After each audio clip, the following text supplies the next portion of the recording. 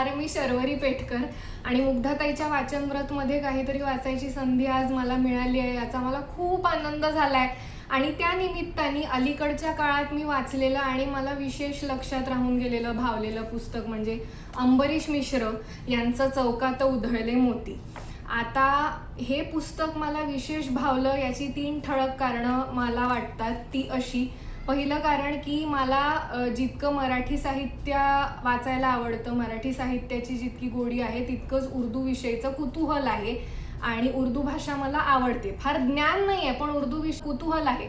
आणि उर्दू शेरोशायरी, गझल वाचायचं तर आहे पण सुरुवात कुठून करायची, स्टेपिंग स्टोन काय, तर हे पुस्तक त्याविषयीचा स्टेपिंग स्टोन अगदीच ठरू शकतो. कारण एक उर्दू शेर त्याविषयी लेखकाने लिहिलेलं टिपण 2 पानांचं 3 पानांचं असं या पुस्तकाचं स्वरूप आहे. त्याच्यामुळे तो एक शेर आणि त्याविषयीचं टिपण वाचल्यामुळे पूर्ण गझल वाचण्याविषयीचं कुतूहल तुमच्या मनात निर्माण होतं आणि त्यामुळे उर्दू विषयीची तुमची माहिती, व्यासंग वाढू शकतो. दुसरं कारण की हे पुस्तक कोरोनाच्या काळात लेखकाने लिहिलं आहे. त्याच्यामुळे कोरोनाच्या काळात माणसांच्या स्वभावाच्या तऱ्हेतऱ्हेच्या ज्या छटा पुढे आल्या की काही माणसांनी स्वतः पलीकडे जाऊन सगळ्यांना मदत केली, काही माणसांनी कुप्पमंडूक मनोवृत्तीमुळे हातचं राखून वागले. तर अशा माणसांच्या स्वभावाच्या छटा, त्या काळाचं डॉक्युमेंटेशन, कोरोना काळाचं डॉक्युमेंटेशन सुद्धा थोड्या प्रमाणात या पुस्तकामध्ये झालं आहे. आणि तिसरं ठळक कारण म्हणजे आपल्याला जो एक मॉडर्न न्यूनगंड निर्माण झाला आहे, विशेषतः तरुण पिढीला आणि खरं तर सगळ्यांनाच, की अटेन्शन स्पॅन कमी झाला आहे. आधी मी 50 पानं सलग बसून वाचायचे, एका बैठकीत पुस्तकं वाचायचे. आता 5 पानं सुद्धा धड वाचून होत नाही आणि मन विचलित होतं 5 पानं वाचल्यावर वगैरे. तर आणि यामुळे जर वाचनात काही काळाचा खंड पडला असेल, ब्रेक गेला असेल, तर वाचनाचा पुनश्चर्योम करण्यासाठी किंवा जे वाचत नाहीत पण ज्यांना वाचनाची सुरुवात करायची आहे त्यांना वाचनाची गोडी लागण्यासाठीचा उत्तम स्टेपिंग स्टोन सुद्धा हे पुस्तक असू शकतं. कारण 2-3 पानांचे लेख आहेत, पटकन वाचून होतात. बरं, ते लेख कुठल्या तरी सिक्वेन्समध्येच वाचले पाहिजेत असं नाही. तुम्ही कुठलाही लेख कधीही वाचून काढलात तरी ती प्रत्येक लेख ही एक स्वतंत्र कृती आहे. त्याच्यामुळे पटकन हे पुस्तक वाचून होतं आणि मग एक पुस्तक वाचून झालंय या आत्मविश्वासाच्या भांडवलावर आपण पुढचं पुस्तक हातात घेतो आणि अशी तुमच्या वाचनाची सुरुवात होऊ शकते किंवा वाचनाचा पुनश्चर्योम होऊ शकतो. म्हणून मला हे पुस्तक आवडलं.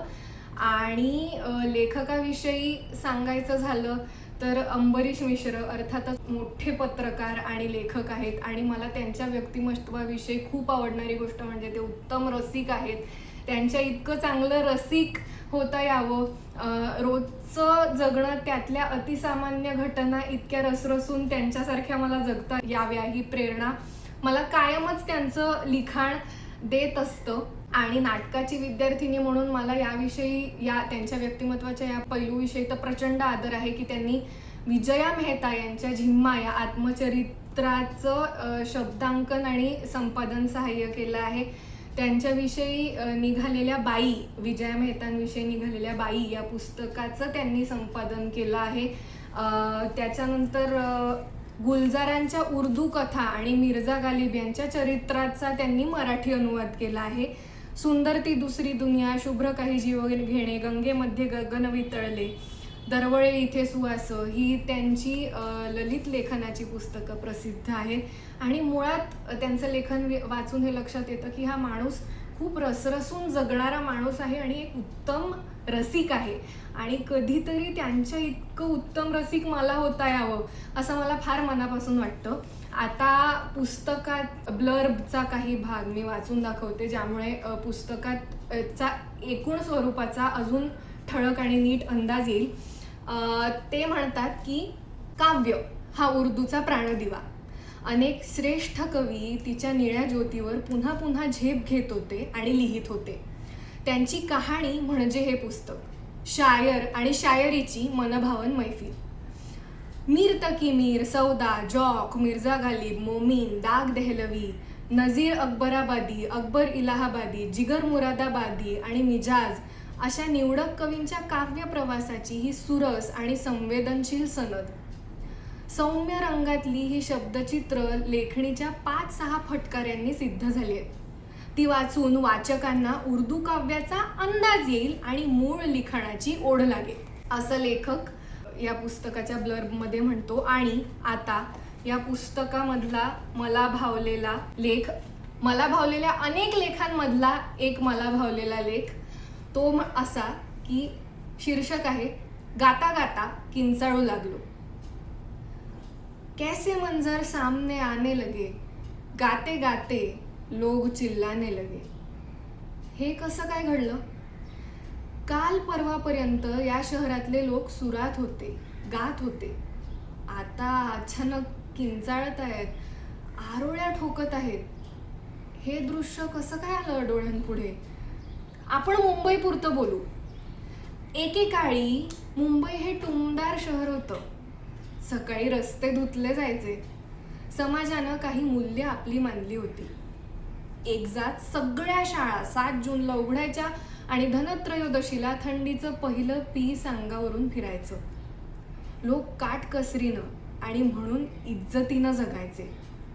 एखाद्या गिऱ्हाईकानं ताटात भाजी टाकली तर हॉटेलचा मालक भाजी नाही का आवडली असं आपुलकीनं विचारायचा आणि बिलातून 6 आणे कापायचा. कॉस्मोपॉलिटन किंवा प्लुरलिस्टिक असे जबडातोड विद्यापीठीय शब्द मुंबईकरांना तेव्हा ठाऊक नव्हते. पण माझ्या वर्गातल्या फ्रान्सिस डिसूझाला सुख करता दुःख हरता ही आरती पाठ होती आणि आमच्या आजीकडे प्रत्येक दिवाळीला बुंदीचे लाडू वळायला येणारा नागप्पा बोलू लागला की महाराष्ट्र कर्नाटकाच्या सीमा गळून पडायच्या. जुन्या आठवणी उगाळत बसणं, नॉस्टॅल्जिया ही मध्यम वर्गाची रोगट मनोवृत्ती आहे असं काही विचारवंत म्हणतात. गतवैभवाच्या पोकळ बढाया मारणं हे नक्कीच आजारी मनाचं लक्षण आहे. माझ्या पणजीकडे 10 बादल्या सोनं होतं किंवा माझ्या पणजोबांनी 50 वाघ मारले होते. हा रोगट नॉस्टॅल्जिया आहे. परंतु या शहरातले लोक एकदा गात होते हा रोगट नॉस्टॅल्जिया नाही. हे एक न विसरता येणारं आणि पुन्हा हाताशी लागणार नाही म्हणून मनाला हुरहुर लावणारं असं सुंदर जीवनमूल्य आहे.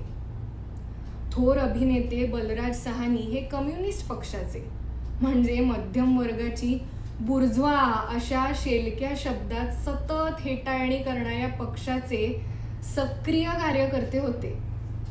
मेरी फिल्मी आत्मकथा हे आत्मचरित्र त्यांनी लिहायला घेतलं तेव्हा ते यश आणि प्रसिद्धीच्या छाताडावर एखाद्या ग्रीक योद्ध्याप्रमाणे उभे होते.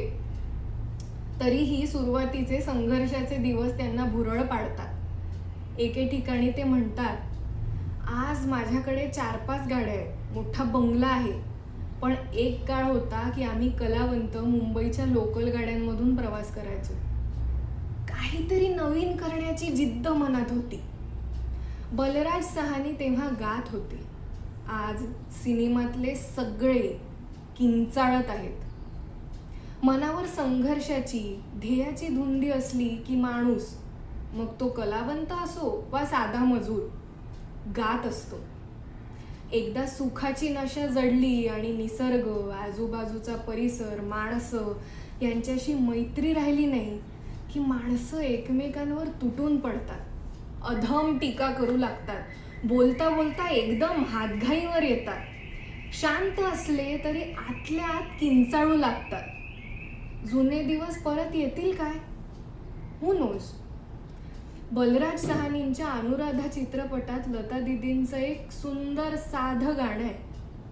हाय रे वो दिन क्यों ना आए, ह्याचाच आधार.